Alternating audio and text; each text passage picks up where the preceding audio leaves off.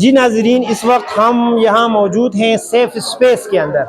ये आपको ये जो जगह नज़र आ रही है, ये सेफ स्पेस है जो SRSP और यूनिसेफ के ताउन से यहाँ गवर्नमेंट हाई स्कूल बुनी में ये इस्टेब्लिश किया गया है।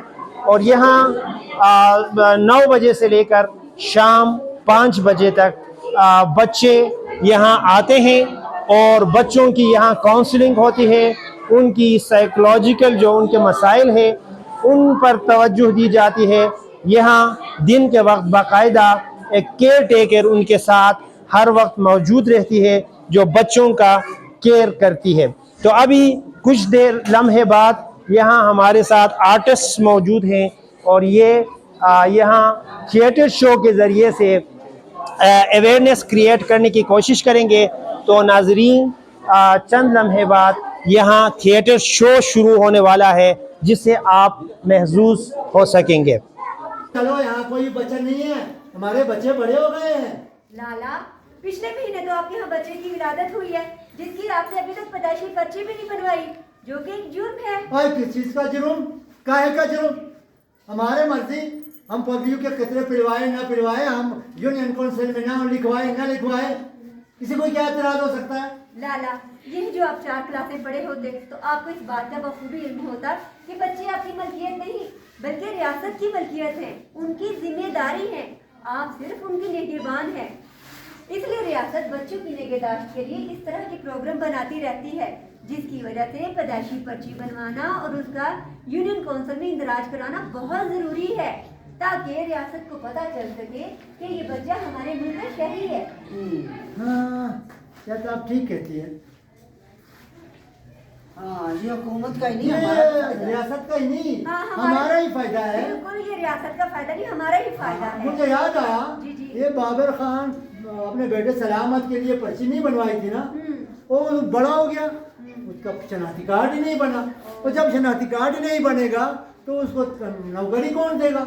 ना भाई ना, मैं तो आज ही अपने बच्चे की पर्ची बनवाऊंगी। हाँ, बिल्कुल ठीक है। और लाला, क्या आपको पता है वो जो फतेह खान है उसने भी अपने बच्चों को पोलियो के कतरे नहीं थे पिलाए। आज उसका बड़ा बेटा पोलियो ज़्यादा है, सही तरीके से चल भी नहीं सकता। ना भाई ना, जाओ भाई गुलबानो, बच्चे को ले आओ। लाला, क्या आपको पता है कि आपका ये बेटा भी सही तरीके से चल नहीं सकता, थोड़ा सा लंडाता है? जी जी, ये ले जी। नहीं।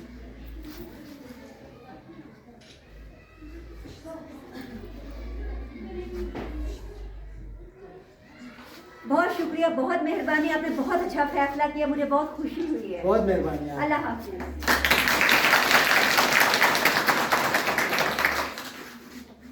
हाँ भाई, आप बताओ तेरा क्या इरादा है?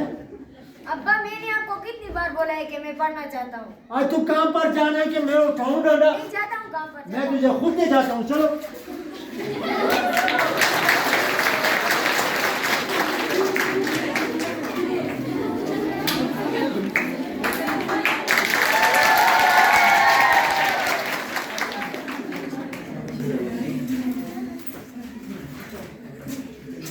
गुल खान, किधर जा रहे हो इतने गुस्से में?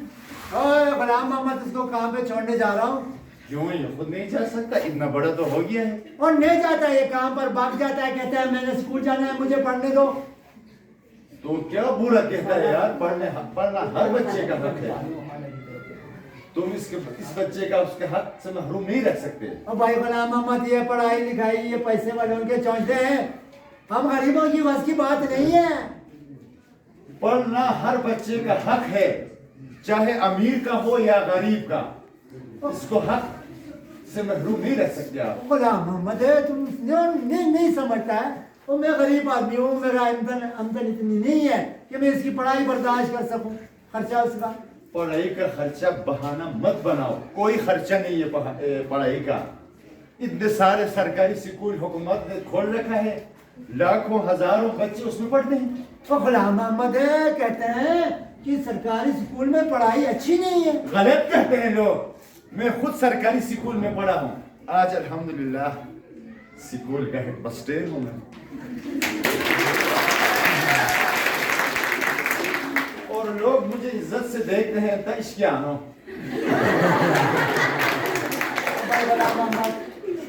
आप शायद ठीक कहते हैं, मेरा ख्याल में मुझे अपनी जिद छोड़नी चाहिए। हाँ शाबाश, गाड़ी से लेकर मेरे पास आओ, मैं उसको दाखिले भी करूंगा, किताबें भी दूंगा और आपका कोई खर्चा नहीं रहेगा, ठीक है? गुलाम मोहम्मद भाई बहुत मेहरबानी है कि मैं इसको कल जरूर लेके आ जाऊंगा। ठीक है शूफा इंसान।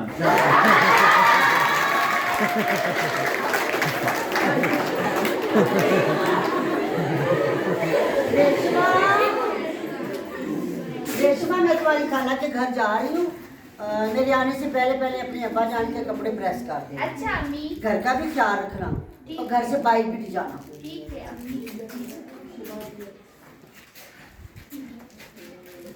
रेशमा, भाभी किधर गई है?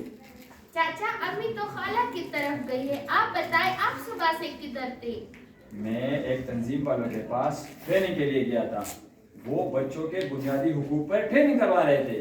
चाचा ये बच्चों के हुकूक क्या होते हैं? बेटा, बच्चों के वही हुकूक होते हैं जो कि एक आम शहरी के होते हैं। बच्चा गरीब का हो या अमीर का, तंदुरुस्त हो या बीमार हो, गोरा हो या काला हो या किसी भी मजहब से ताल्लुक रखता हो, सब बच्चों के हुकूक एक बराबर है, मसावी हुकूक है।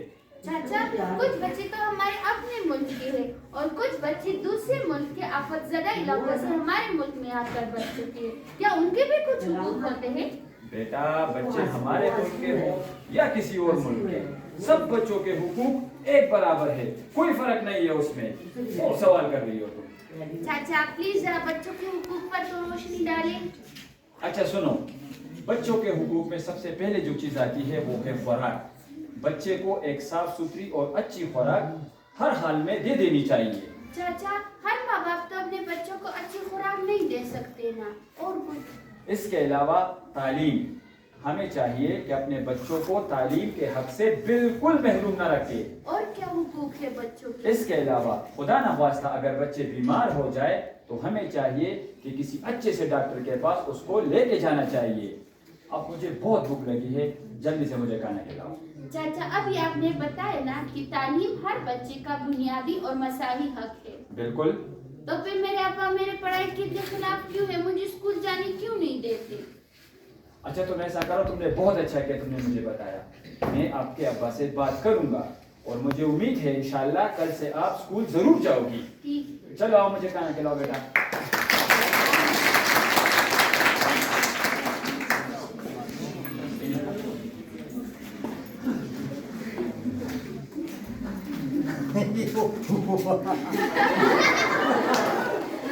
खैर तो है गुलखान, बड़े खुश नजर आ रहे हो। और गुलबानो खुशी की बात है, और कल मेरा बेटा स्कूल जाएगा। हैं? होश में तो हैं आप? वो अभी तो मैं होश में आया हूँ। रास्ते में मुझे गुलाम मोहम्मद भाई मिले थे। अच्छा। वो बता रहे थे कि सरकारी तालीम के लिए इतनी बड़े अखराजात नहीं है। वो सरकारी स्कूल में तालीम मुफ्त है और वहीं पर किताबें भी मिल जाती हैं। वाह जी वाह, हम तो ये समझ रहे थे कि तालीम के बहुत सारे अखराजात हैं। और साथ वो ये भी कह रहे थे कि बच्चों को छोटी उम्र में बच्चों से काम कराना या मुशक्कत ये बहुत बड़ा जुर्म है। उससे बच्चे के मुस्तकबिल के साथ साथ उनकी सेहत भी खराब हो सकता है। हाँ हाँ, ऐसा खराब हो जाता है। ऐसे करते हैं कि इसके साथ साथ हम रेशमा को भी दाखिल करा देते अब हैं। बस खबरदार उसकी पढ़ाई का नाम लिया तो वो औरत जात है, घर से बाहर निकलना ठीक नहीं है। सब तरह की नजरें उठती हैं और जब नजरें उठेंगी तो सवाल उठेंगे और सब जब सवाल उठेंगे मैं किस किस को जवाब देता फिरूं।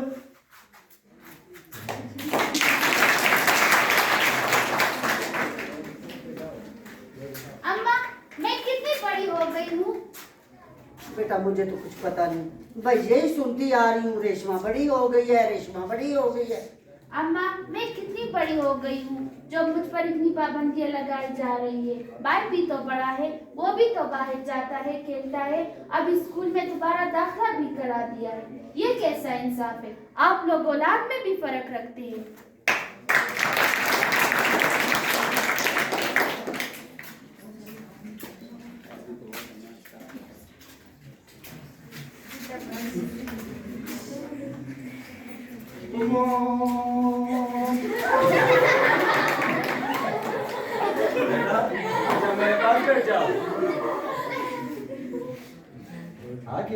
तुम्हारी अपनी गाड़ी है। नहीं नहीं, मेरी अम्मी ने मना किया, गाड़ी चलो, मैं यहीं से।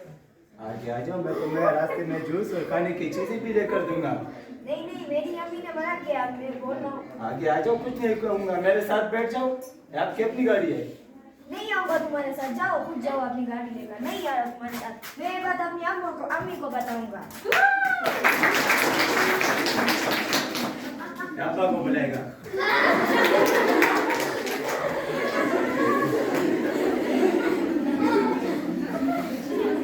गाड़ी वाले को पहचाना? अभी तक आया नहीं फर्जन। अस्सलाम वालेकुम अम्मी। वालेकुम सलाम। लंच खा लिया था? अम्मी आधा खाया और आधा बिलाल को खिलाया, क्योंकि आज उसका लंच बॉक्स कर रह गया था। शाबाश, ये तो तुमने बहुत अच्छा किया। एक बात हमेशा याद रखना है, वही लोग जहाँ में अच्छे आते हैं जो काम दूसरों के। अम्मी जान, मगर मैंने आपको ये बात बतानी थी ना कि वो ड्राइवर मुझसे कह रहा था कि आके आओ, आके बैठो, मैं नहीं गया। ये तो तुमने बहुत अच्छा किया। तुमने उसकी गाड़ी का नंबर नहीं नोट किया? हाँ हाँ, ये इसमें है, चले रहने दे। तुम्हारे अब्बा को दूंगी, वो उसके खिलाफ रपट लिखवाएंगे थाना। हाँ, और मेरी बात याद रखो, कभी भी कोई तुमसे कहे तो बाहर जाए, तुम्हें घर छोड़ के आता हूँ, तुम्हारे अब्बा जान का एक्सीडेंट हो गया या तुम्हारी अम्मी के साथ कोई मसला हो गया, किसी की बात पे यकीन नहीं करना और सीधे घर चले आना है। अगर आपको बुलाए कोई अपने घर में या अपनी दुकान के अंदर, बिल्कुल नहीं जाना। अच्छा अम्मी जान, मैं खेले जाऊँ? हाँ हाँ, खेले जाओ। सब दोस्त आ रहे हैं। हाँ ठीक है, ये लो पैसे और दुकानदार चचा को दे देना, ठीक है? और मेरी बातों पे अमल करना है। खुदा हाफिज। आपने भी अमल करना है।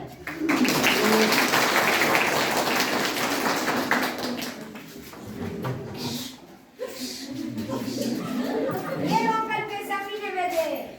अरे अंदर आ जाओ दुकान में। नहीं, मेरी अम्मी ने मना की, कई बगैर बताए जाने से आप यहाँ कर पैसे ले ले। बेटा मैं तुम्हारा अंकल हूँ, तुम तो पहले भी इस दुकान में आते रहते हो। लेकिन मैं दुकान के बाहर ही रहता हूँ, अंदर तो कभी नहीं आया ना। तो आज अंदर आ जाओ, फिर क्या हुआ? नहीं, आप भी पैसे पकड़ो, मुझे आप जाने ऐसा दो। करो कि चॉकलेटें भी ले लो, पैसे देते बात कर लो। अंदर आ जाओ, मैं कुछ नहीं नहीं नहीं कहूँ। नहीं, बात आप भी करो। पैसे पकड़ो, मुझे जाने दो, जाओ।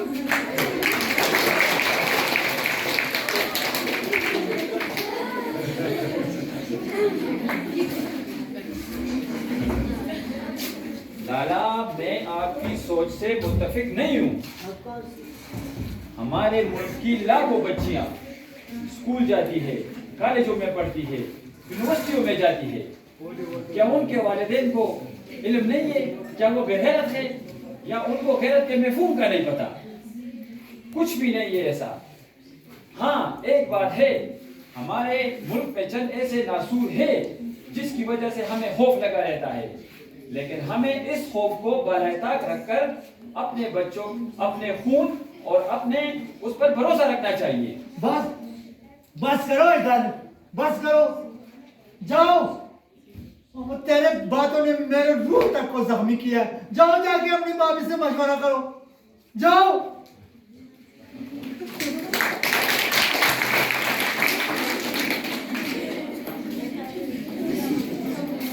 आओ फरजान, इधर आओ। तुम्हारी पसंद का खाना है, जरा बताओ कैसा बने? बहुत अच्छा है, बहुत सारा अच्छा। खत्म करो। अस्सलाम वालेकुम। वालेकुम सलाम। तौबा तौबा, बाजी ये क्या कर रही हैं आप? क्यों जी, क्या हुआ? क्या कर दिया मैंने? बच्चे को कितने गंद में खिला रही हैं, आप इसका नतीजा जानती हैं? कहाँ है जी गंद? सुबह तो मैंने सेहन साफ किया था, धोया था। बाजी, आपने सेहन सुबह साफ किया था, अभी देखिए की हालत क्या हो रही है। जगह जगह चिपचिपाहट है और आप अपने इर्द गिर्द देखें, मक्खियों की कितनी भरमार है। आपको पता है इनसे कितने जरासीम लगते हैं। खुदा न खास्ता आप या आपका बच्चा बीमार हो सकता है। अरे मेहरबानी करें, डराए तो नहीं बाजी। मैं कहाँ डरा रही हूँ, डरने वाली तो आप खुद बातें कर रही हैं। आप अपने हाथ देखें किस कदर गंदे हैं और ये प्लेट देखें गलादत से भरी पड़ी है और इसी से आप खा रही हैं। आप कुछ तो ख्याल करें। क्या बताऊं बाजी, हमारे इर्द गिर्द का माहौल ही कुछ इस किस्म का है। भाई जब से सैलाब के बाद दोबारा से आबादकारी हुई है तो सफाई का कुछ खास इंतजाम हो ही नहीं पाया। बाजी, क्या आपको ये जो इंतजामिया है कोई सेहत सफाई का इंतजाम नहीं करेंगी तो क्या आप गंदर बैठ के खा लेंगी? हाँ बात तो आपकी ठीक है, फिर हमें क्या करना चाहिए? आपको सबसे पहले ये करना चाहिए कि हैंडपंप या वो जरिया जहाँ से आप पानी पीने का हासिल करती हैं उसको वॉशरूम से दूर रखें और वॉशरूम में कोई सुराख है या कोई टूट फूट है उसकी मुरम्मत करवाएं ताकि वॉशरूम का गंदा पानी रिस रिस कर जमीन के अंदर जज्ब ना हो और आपका पीने का साफ पानी गंदा ना करे। अच्छा, इसके अलावा क्या एहतियात करनी चाहिए? हाँ, इसके अलावा ये है कि आप जब भी वॉशरूम से बाहर आए, खाना खाने लगे या खाना पकाने लगे, उससे पहले अपने हाथों को 20 सेकंड तक साबुन से अच्छी तरह मल के धोएं। उसके बाद आपने तौलिए या कपड़े से साफ नहीं करने हाथ, इनको हवा में खुश्क होने देना है। वो क्यों जी? वो इसलिए कि जब हम हाथों को धोकर तौलिए या कपड़े से साफ करते हैं तो तौलिए और कपड़े के वही जरासीम दोबारा हमारे हाथों को लग जाते हैं और खाना जब हम खाते हैं तो वो हमारे पेट के अंदर फिर चले जाते हैं जो कि बीमारी का सबब बनते हैं। और आपको पता है ये सुन्नत नबी भी है। हाँ जी जी मुझे पता है। इसके अलावा भी कोई एहतियाती तदाबीर हो तो वो भी बताएं। हाँ, इसके अलावा और भी एहतियाती तदाबीर हैं जैसे कि आप अपने घर में सहन और कमरों को फनाइल के साथ पोछा लगाया करें। अपने वॉशरूम को सुबह शाम फनाइल से छिड़काव किया करें। जी ठीक है, आपने तो बड़ी काम की बातें बताई हैं। मैं आपकी तमाम बातों पे अमल करूंगी, लेकिन मैं तुझे पूछना ही भूल गई बातों बातों में। आप आए किधर है? मैं भी बातों बातों में बाजी भूल गई। मैं आपको आपके बच्चे का बर्थ सर्टिफिकेट देने आई थी। अच्छा अच्छा, ये ले। बड़ी मेहरबानी। अच्छा मैं चलती हूँ। नहीं नहीं ठहरो, पानी पी कर जाना। बाजी तो कर लो फ्री। अरे नहीं रेशमा, बेटा पानी लेकर आओ। आज आज अरे क्या हुआ? क्या हो गया रेशमा? क्या हुआ? इसके हाथों भी मुड़ गए, मुंह से झाग आ रही है। घर पे भी कोई नहीं जो पीर बाबा को बुला कर लाए। आज तू जला तू आई बुला डाल तू, आज तू जला तू आई बुला डाल, आज तू जला तू आई।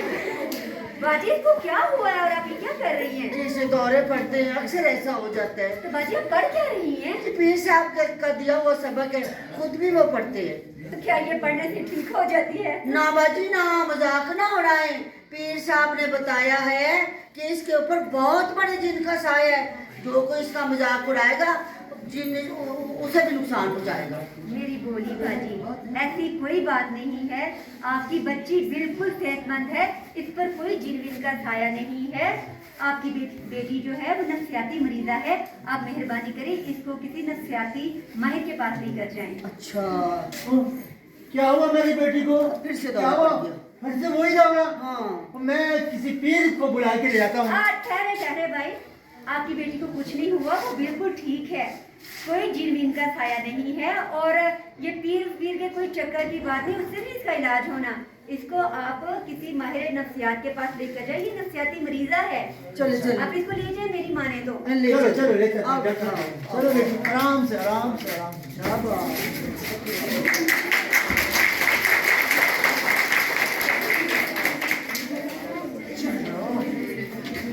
कोई तो कोई डॉक्टर नहीं, पता नहीं किधर चली गई। कहीं होगी, आ जाएगी। वालेकुम सलाम। जी मैं क्या खिदमत कर सकती हूँ आपकी?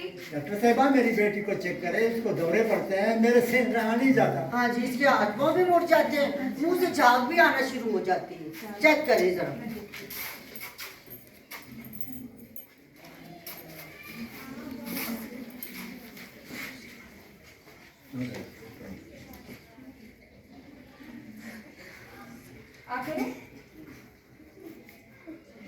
जी मेरी बेटी ठीक तो हो जाएगी? हाँ हाँ दीदी कुछ नहीं हुआ, ठीक है तुम्हारी बच्ची। नाम क्या है इसका? जी रेशमा।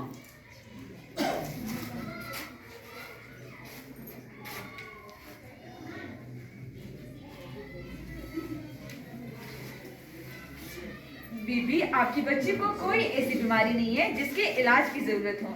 आपकी बच्ची असल में जहनी दबाव का शिकार है। जैसे कि ये कुछ करना चाहती है, कुछ कहना चाहती है, लेकिन कोई इसकी सुनता नहीं। जी मेरी बेटी पढ़ना चाहती है, लेकिन हमारा माहौल और हालात इजाजत नहीं देते।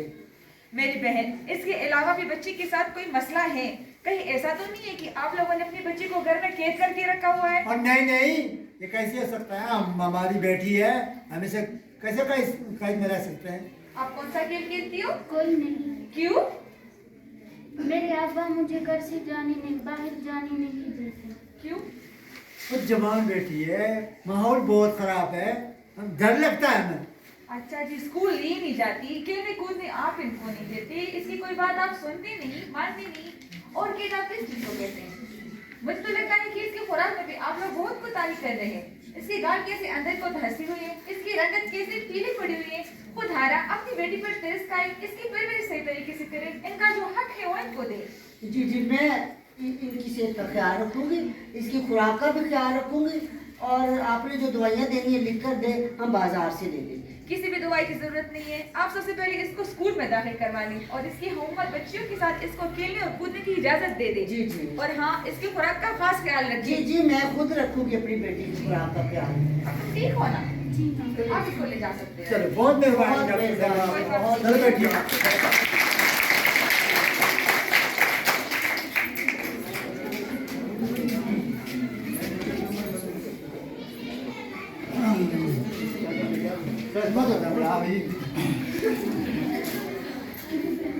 लाला, क्या बोला डॉक्टर ने?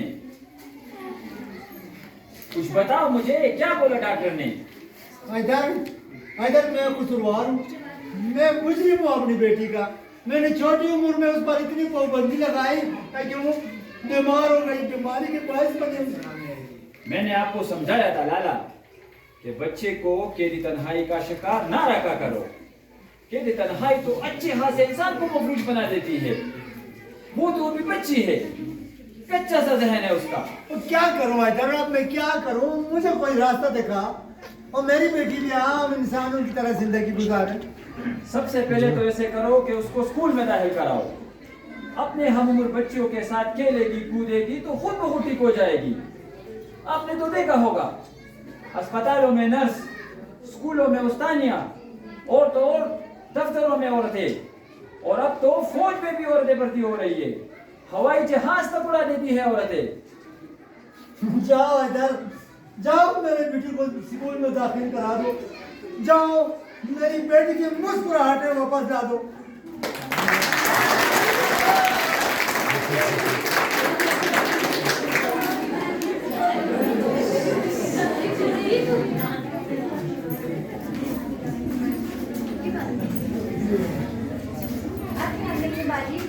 वालेकुम अस्सलाम, क्या हाल है?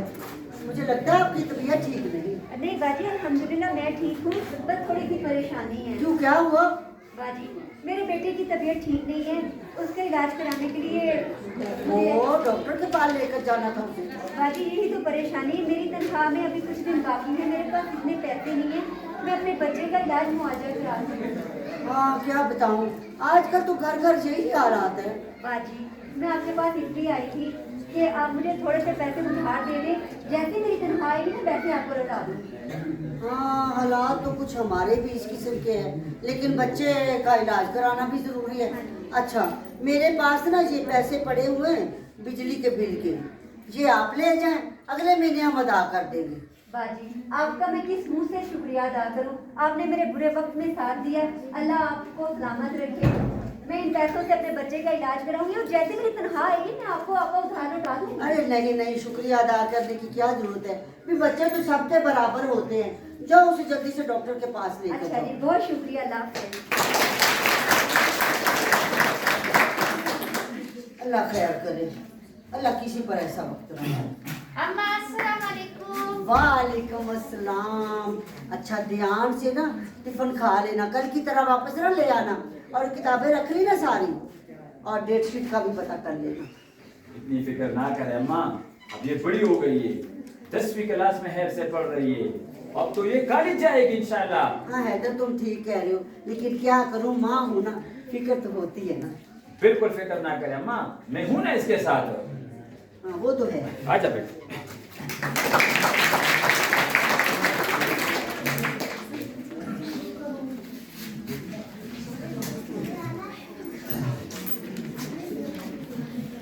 अस्सलाम वालेकुम सर। वालेकुम अस्सलाम, क्या लगी है? अल्लाह का शुक्र है, मेरा नाम गुलखान है, मैं इसी बस्ती में रहता हूँ, मगर आपको पहले कभी नहीं देखा।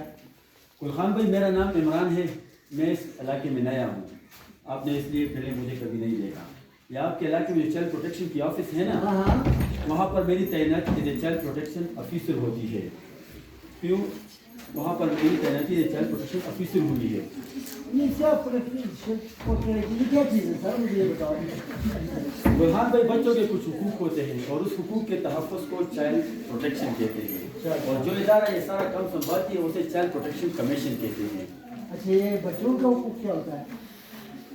बुरहान भाई, मैं भी यही चाहता हूँ कि आप ऐसा कीजिए कि किसी दिन बस्ती के सब लोगों को एक जगह इकट्ठा करो।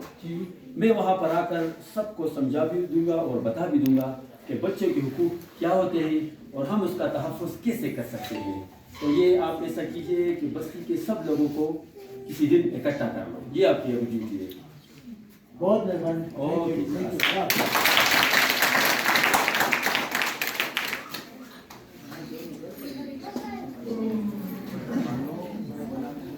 बुलबानो जी और बुलबानो, जी जी।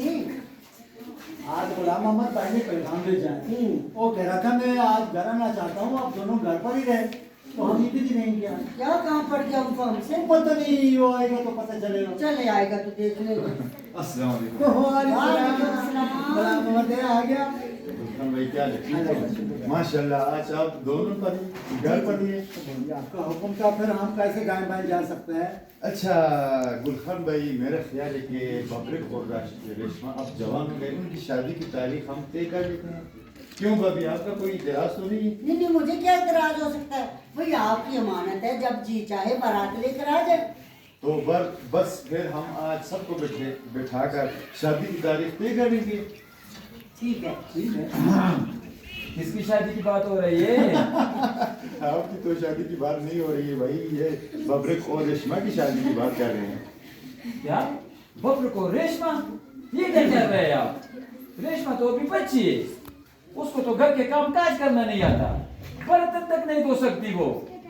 और बबरक, वो तो अभी 9वीं क्लास में पढ़ता है, 10-20 रुपए के लिए भाई साहब के आगे हाथ फैलाता है। और आपको पता है, अब तो उसने सिगरेट पीना भी शुरू कर दिया है। हाँ सैदार, बस तुम बड़ों की बातों में ना पड़ा करो, तेरी बातें हमारे समझ से बाहर है। मैं अभी बच्चा नहीं हूँ, समझदार हो गया हूँ। तुम्हें पता है कि हमारा दीन इस्लाम क्या कहता है? क्या कहता है हमारा हमारा इस्लाम? दीन इस्लाम कहता है कि जब लड़का लड़की बालिग हो जाए उनकी शादी कर लेनी चाहिए। आपकी बात ठीक है, लेकिन आपको तो पता है आजकल तो 12-13 साल की उम्र में बच्चे बालिग हो जाते हैं। आपको तो पता है ना भाभी, पिछले हफ्ते मैं ट्रेनिंग पे गया हुआ था। जी जी मुझे पता है, आप सुबह जाते थे, शाम को वापस आते थे। मैं सिर्फ आता जाता नहीं था, मैंने वहाँ पर बहुत कुछ सीखा है। क्या सीखा, जरा हमें भी बताओ। हमने वहाँ पर सीखा है कि बच्चों की नशोनुमा किस तरह होती है। अच्छा। बच्चे की नशोनुमा 10 से 12 साल और 14 से 19 साल के दरमियान बच्चे की नशोनुमा हो रही होती है। बच्चों की नशोनुमा के बारे में हमें बताए, उधर आपको क्या सिखाया है? हमें उधर सिखाया गया कि बच्चों की 18 साल से कम उम्र में शादी नहीं होनी चाहिए, क्योंकि उसकी उस टाइम नशोनुमा हो रही होती है। ये बच्चों की नमशुनुमा और ये जिस्म के बढ़ने से वो शादी का क्या ताल्लुक है? हाँ। इसका इसमें बहुत गहरा ताल्लुक है। आपको तो पता है कि शादी के बाद बच्चे पैदा करना ये एक लाजमी अमर है। हाँ, लेकिन मेरी शादी भी तो 12-13 साल की उम्र में हुई थी। तब का जमाना और था, अब का जमाना और है। अब सब लोगों को ये इल्म हो गया है। क्या? आपको ये भी नहीं पता कि हमारे हुकूमत ने इसके लिए अब बाकायदा तौर पे कानून बनाया हुआ है कि जो वालिदैन अपने बच्चों की कम उम्र में शादी कराएंगे तो वालिदैन और निकाह पढ़ाने वाला मौलवी साहब सब पे केस बनेगा। हैदर, तुमने तो हमारी आंखें खोल दी, इस बात का हमें कोई इल्म नहीं था। मेरा काम था आपको समझाना, बाकी आप लोग अपना फैसला खुद कर ले।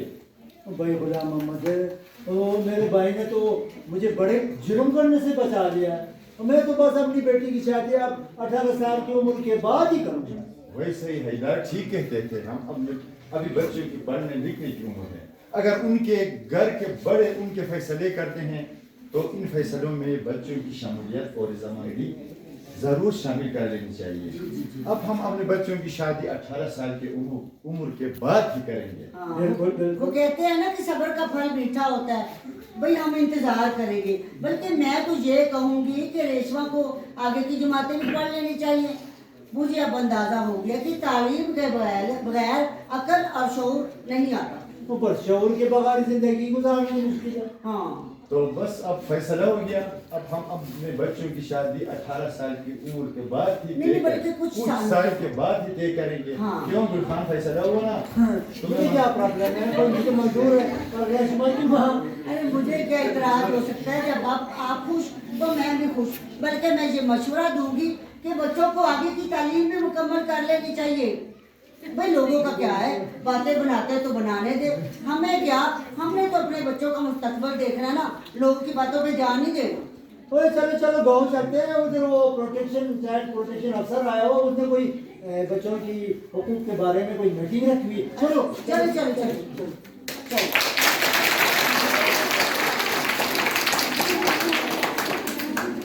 आ जाओ बच्चों, आ जाओ।